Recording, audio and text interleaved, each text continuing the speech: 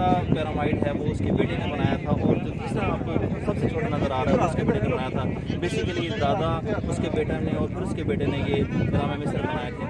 और ये कदीम इसमें जो थे असल में क्या करते थे कि यहाँ पे वो जो जब उनकी डेड हो जाते थे, मौत वाक़ हो जाती थी, तो फिर वो अपनी ममीज़ बनाया करते थे और इन ममीज़ को यहाँ पे दफन कर दिया करते थे। तो ये उनके फिरौनों के जो ख़ानदान होते थे, जो उमरा होते थे, वो उनके बहुत सारे ये कह लेंगे जो डेड बॉयज़ है जो करके लाशें जो है इसके अंदर रखी जाती हैं।